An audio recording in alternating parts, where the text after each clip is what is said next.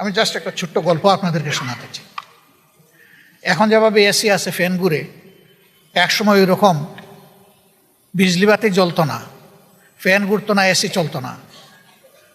সেই সময়টা ছিল দড়ি টানা, মাথার উপরে লাল এবং সবুজ রঙের কাপড় দিয়ে এক ধরনের পাখা তৈরি করে বিভিন্ন অফিসে টানা হতো। এক বিচারক তিনি একটা হত্যা মামলার রায় দিতে গিয়ে বললেন, আসামির বিরুদ্ধে সন্দেহাতীতভাবে মামলা প্রমাণিত হয়, তাকে মৃত্যুদণ্ড দেওয়া হলো।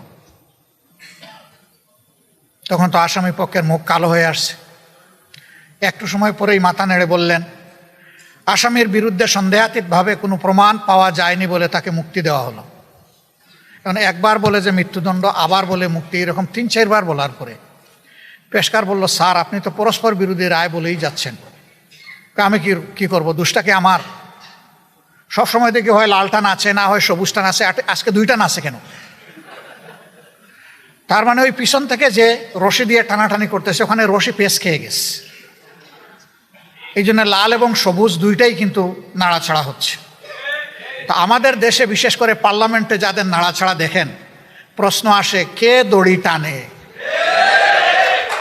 সেই দড়িটা কোথার থেকে টান দেওয়া হয়? জাতি বুঝে।